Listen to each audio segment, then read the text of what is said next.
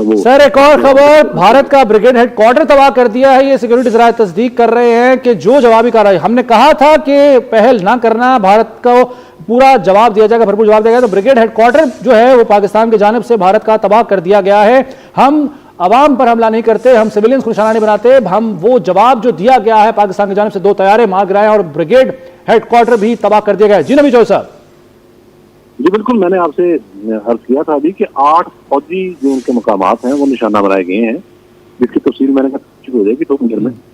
तो brigade headquarter की खबर आपने खुद ब्रेक कर दी है। जी सर। हमारे पास भी यही सलाह है कि 8 उनके जो मकामात हैं मुख्तलिफ फौजी तंसीबात, तो देखें अभी हमारे सिविलियन आबादी पर हमला है और अभी हमने उनके सिर्फ मिलिट्री जो मकामात हैं, इंस्टॉलेशन, उनको टारगेट किया है। अदरवाइज अगर सिविलियन आबादी को अटैक करना हो तो वो कौन सा मसला है?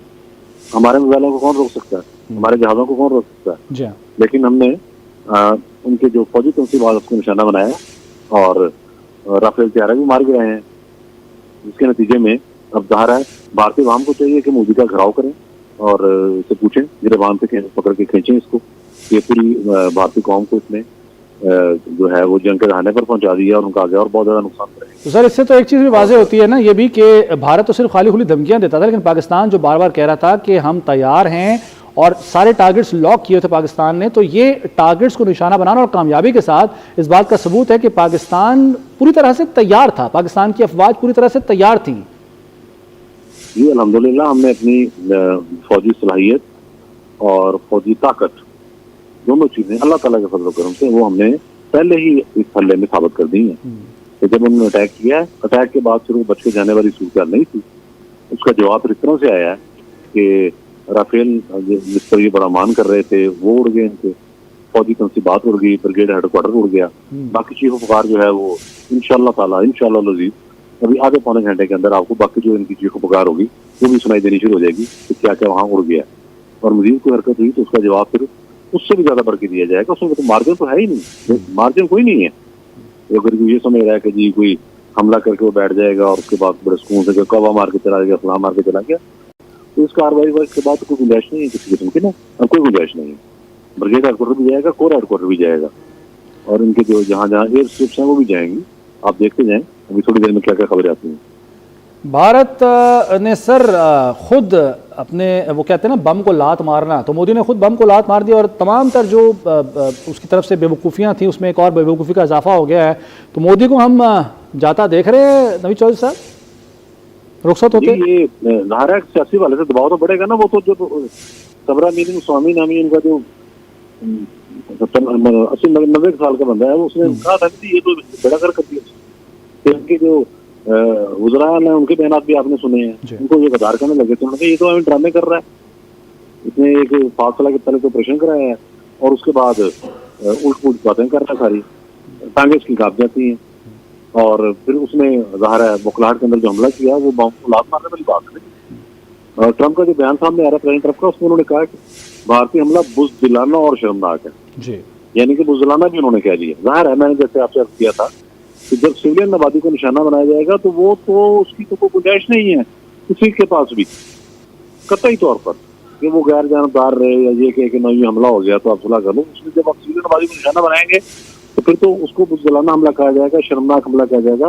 प्रेसिडेंट ट्रंप के जो अल्फाज हैं मैं इनको एंडोर्स करता हूँ, बल्कि मैं ख़ाजा तहसीन पेश करता हूँ कि उन्होंने जो पहला रिएक्शन ही दिया है वो बड़े जामे है। और अब जाहिर है पाकिस्तानी फौज तो अपनी ताकत से उसको जवाब दे रही है इंडिया को, लेकिन आलमी बरादरी से जो रद्द-ए-अमल आ रहा है वो हमारे हक के अंदर है और हमें पूरा राइट मिल गया है कि हम उनका ब्रिगेड हेडक्वार्टर भी तबाह करें और उनके तैयारे भी तबाह करें और उनकी दूसरी जो फौजी तंसीबात है वहाँ तक भी हम पहुँचेंगे, बिल्कुल पहुँचेंगे। राइट सर, हिंदुस्तान को बहुत शायद तवक्को थी, बड़ी उम्मीद थी ट्रंप से, अमेरिका से, और वो भी मेरा ख्याल है वो खाली खुली उम्मीद साबित हुई है। बाकी भी किसी मुल्क ने हिंदुस्तान की इस जारहियत का कोई साथ नहीं दिया, इश्तिहार अंगेज़ी का साथ नहीं दिया, तो ऑप्शंस एक एक करके हिंदुस्तान के लिए कम होती गई, मोदी के लिए कम होती गई और यही वजह है कि वो अब बिल्कुल एक तरह से तन्हा हो गया हुआ है। जी बिल्कुल ऐसे ही हुआ है, यानी कि इस हैरानकुन तौर पर कि जो थोड़ा बहुत ख्याल था इंडिया का कि शायद रशिया उसको सपोर्ट कर दे, रशिया ने भी वही बयान दिया जो बाकी मालिक दे रहे थे। उन्होंने कहा जी ये तो बैठ के बातचीत से मसला करें। उसमें पाकिस्तान ने जो लीड ली वो ज़ाहिर तारीख में अमर हो गया वाक़या। उसमें पाकिस्तान ने कहा कि इस पहलगाम वाक़े की जो फाल्स फ्लैग ऑपरेशन है 100% फाल्स फ्लैग ऑपरेशन है। पाकिस्तान ने कहा कि इसकी आप गैर जानबदार जो इंटरनेशनल तफ्तीशकार है उनको लें, शफाफ और गैर जानबदार तहकीकात करा लें। तो इसमें कौन सा है?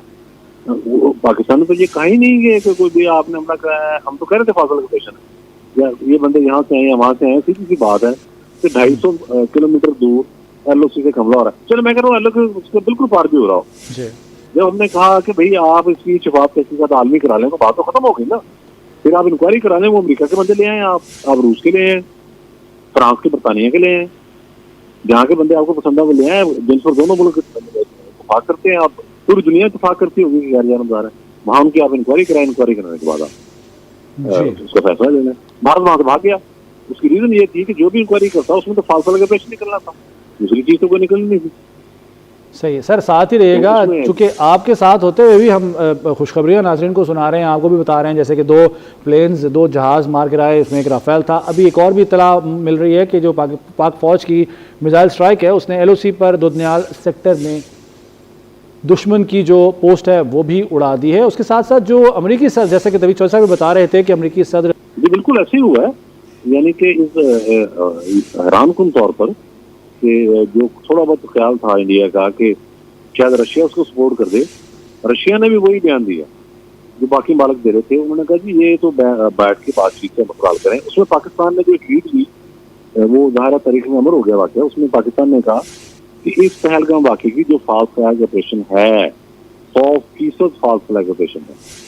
पाकिस्तान ने कहा कि इसकी आप गैर जानबदार जो इंटरनेशनल तफ्तीशकार है उनको लें, शफाफ और गैर जानबदार तहकीकात करा लें। तो इसमें कौन सा है?